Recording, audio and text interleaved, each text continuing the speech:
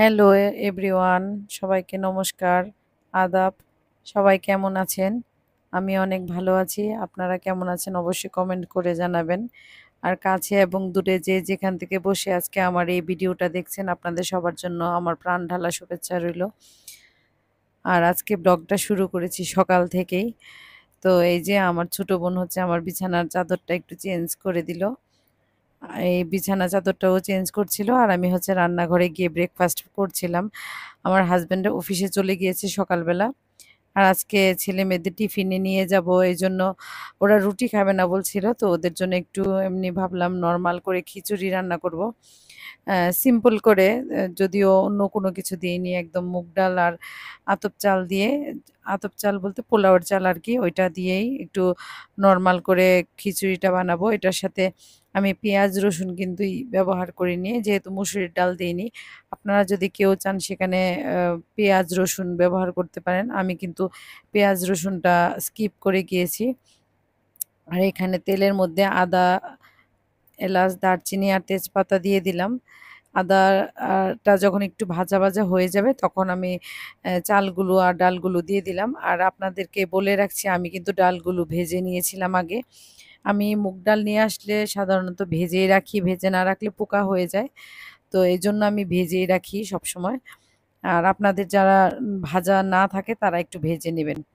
আর এই যে নাড়াচাড়া তেলে দিলে অনেক সময় ফুটে, ফুটে বিচিটা আমাদের গায়ে-টায়ে এসে পড়ে। এজন্য আমি সবসময় কাঁচা মরিচটা আমি তেলে দিই না। তেলে দিলে ফুটে আসে গায়ের উপরে পড়ে এইজন্য আরকি। তো এই যে এখন মেপে জলটা দিয়ে দিলাম। আমি যেহেতু ১.৫ পট চাল ডাল নিয়েছিলাম এখানে ৩ পট দিয়ে দিলাম জলটা। আর এখানে একটু চিনি দিয়েছি সেটা হচ্ছে টেস্টের ব্যালেন্সের জন্য। আপনারা যদি কেউ না দিতে চান সেটা আপনাদের ইচ্ছা মতো আরকি। তবে চিনিটা দিলে টেস্টটা অনেক ভালো আসে। তো আমার তো তাই মনে হয়। আর যারা একটু না পছন্দ করেন তারা না দিলেও পারেন। আর আমি এই যে এখানে কিছু কারকোল পাতলা করে কেটে নিয়েছি। এখানে একটু ব্যাটার গুলে নিলাম। এটা দিয়ে আমাদের জন্য ভাজবো আরকি। আর আমার ছেলে-মেয়ের জন্য ডিম করব। তো ওরা স্কুলে তো ওদেরকে টিফিন নিয়ে যাব তো এজন্য ডিম করে নিয়ে যাব। কারণ ওরা স্কুলে আ ডিম ছাড়া খাওয়াতে অসুবিধা। আমি তো টিফিন বক্সে করে নিয়ে যাই। আর বড়াটা নিতে, নিতে একটু নরম হয়ে যায়। এজন্য ওদের আর আমার ছেলেটা তো ডিম ছাড়া অন্য কিছু খায় না।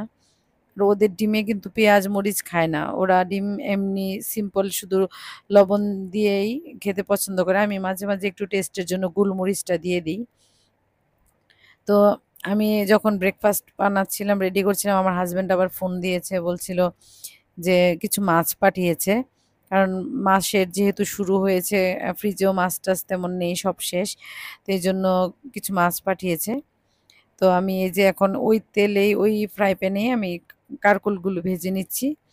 আর হচ্ছে গিয়ে কারকোলগুলো ভাজাটা বসিয়ে আমি এদিকে মাছগুলো ধুতে চলে আসলাম। ধুয়ে বক্সে করে রেখে দিব। আর আজকে মাছ-টাছ রান্না করব না। এটা হচ্ছে কারণ হচ্ছে আজকে ওই যে রথ হচ্ছিল তো, রথের এখানে জগন্নাথ দেবের মন্দিরে আমি একটু ভোগ দিয়েছিলাম। তো দুপুরবেলা আমরা ভোগের প্রসাদটাই খাবো আরকি। তো এইজন্য আর তেমন কিছু রান্না করিনি। আজকে যেহেতু রান্না-বান্না নেই এইজন্য ভাবলাম যে মাছ-টাছগুলো গুছিয়ে সব রেডি করে রেখে দিই তাহলে আর আমার তেমন ঝামেলা হবে না। তো আমি আবার আমার বোনকে বলছিলাম যে এমন যদি প্রত্যেকদিন হতো যে রান্না-বান্না নাই ঘরে তাহলে কত ভালোই না হতো। যাই হোক গৃহিণীদের তো রান্না-বান্না করতেই হবে না হলে কোথায় থেকে খাবো। আর এই যে দেখেন ২ টা আমার ঘরে জোড়া ইলিশ এসেছে। আমি ২ টা জোড়া ইলিশ নিয়ে এসছে। রেখে দিয়েছি রান্না করব পরে। আর আজকে যেহেতু ভোগ খাবো তাই আরকি। আর এদিকে আবার বড়াগুলো মাঝে, মাঝে উল্টিয়ে দিচ্ছিলাম, ভেজে নিচ্ছিলাম। আমি কিন্তু এমনটাই করি মানে একসাথে সব কাজ ফেলে রাখি না। আমি কিছু রান্না চুলায় দিই, চুলায় দিয়ে পাশাপাশি যে কাজগুলো থাকে ওইগুলো করার চেষ্টা করি। না হলে কিন্তু অনেক দেরি হয়ে যায়। তো এদিকে বড়াটাও হচ্ছিল, আমারও মাছ ধোয়া মোটামুটি কমপ্লিট করে ফেলেছিলাম। বক্সে ভরে এই যে বক্সে ভরে সবগুলো আবার ফ্রিজে রেখে দেব। আর এখন তো রান্না-বান্না নেই। রাতের জন্য হালকা করে কিছু রান্না করব, তেমন কিছু রান্না করব না। তো এই যে বক্সে, বক্সে ভরে, ভরে রেখে দিলাম। আমি কিন্তু পলিথিনে করে মাছ রাখি না। আপনারা অনেকেই হয়তো দেখেন আমার ব্লগগুলো যারা দেখেন আমি কিন্তু সবসময় বক্সে রাখার চেষ্টা করি।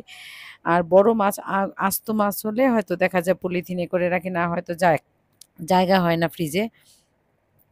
এই যে আমি মাছগুলো গুছিয়ে নিলাম। তো আমার ফ্রিজে কিন্তু সবগুলো মাছ না, এটাতে মাংস আছে কিছু, তারপরে কিছু হচ্ছে আমি কিছু জিনিস ফ্রিজ আপ করে রাখি, যেমন কাঁচা আম, তারপরে হচ্ছে যেগুলো সিজনাল জিনিস অন্য সময় পাওয়া যায় না, যেমন কিছু কাঁঠাল রেখেছি আমি ভাপ দিয়ে, এগুলো পরে যখন মনে হবে খাবো।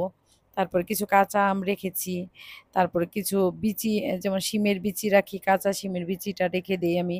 তারপরে কাঁঠালের বিচি বেশি হলে এগুলো একটু ভাপ দিয়ে রেখে দিই। আপনারাও এভাবে ভাপ দিয়ে রেখে দিয়ে দেখবেন, ভালো থাকে একদম।